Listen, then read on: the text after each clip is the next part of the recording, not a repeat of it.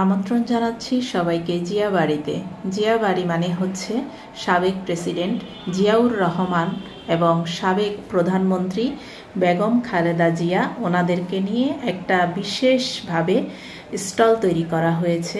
Stall মানে একেবারে বাড়ির মতো করে নির্মাণ করা হয়েছে। এই যে দেখতে পাচ্ছেন, সম্পূর্ণ মনে হচ্ছে একটা একতলা বাড়ি।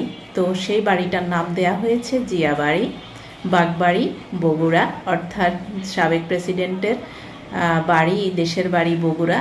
তো ঠিক ওভাবেই এটা নির্মাণ করা হয়েছে। আমরা প্রতিবার 21শে বই মেলাতে দেখি ভিন্ন আঙ্গিকে আনকমন কিছু স্টলকে আমরা দেখতে পাই। তো এবারের আমার দৃষ্টিতে আনকমন স্টল হচ্ছে এই জিয়া বাড়ি। 15 থেকে 16 বৎসর শেখ হাসিনার শাসন আমলে আমরা সাবেক প্রেসিডেন্ট এই জিয়াউর রহমানকে দেখতে পাইনি, খালেদা জিয়াকে দেখতে পাইনি যেভাবে আমরা দেখেছি। আর আমাদের প্রজন্ম বলেন কিংবা এখনকার প্রজন্ম বলেন, আমরা সব সময় চাই নিরপেক্ষতা। দেশটা কিন্তু সবার, যে সরকার হয় সেই তারই যে দেশ হয়ে যাবে এমন না।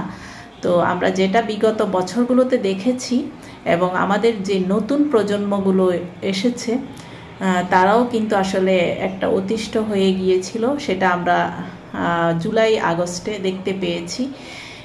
শিশু কিশোর হতে শুরু করে সবাই প্রতিবাদ মুখর হয়ে গিয়েছিল এবং এই প্রতিবাদের কারণে কিন্তু এই সরকারকে নামাতে পেরেছে।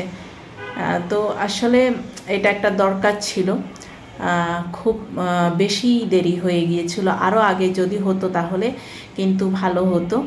তো এই যে ভিন্ন আঙ্গিকে যে স্টলটা, এটা দেখতে পাচ্ছি, এই যে খালেদা জিয়ার বিভিন্ন বই, তার ছবি সম্বলিত বই দেখা যাচ্ছে বিভিন্ন প্রকাশনা থেকে, বিভিন্ন রাইটারে তাকে নিয়ে লিখেছেন। তো আসলে সবারই মূল্যায়ন করা প্রয়োজন আছে। এই জিনিসটা কোনো সরকারই বুঝতে চায় না, মানতে চায় না। আমরা আগামীতে এরকম নিরপেক্ষতা দেখতে চাইবো যে সবার অংশগ্রহণ আছে, সবারই মূল্যায়ন আছে, সবাই মানে সব কিছুতে অ্যাটেন্ড করতে পারছে, সবাই ইতিহাস আছে, সবারই কিছু না কিছু অবদান আছে। সামনে যারা সরকার হবে তাদের কাছে কিন্তু এই প্রত্যাশা থাকবে। এখন যেভাবে দেশটা সবার জন্য উন্মুক্ত চলছে, ঠিক যেন সেরকমই থাকে, এটা আমরা প্রত্যাশা করি। সব সময় আমরা ভালোটার প্রত্যাশা করি, এটা সবাই চায়।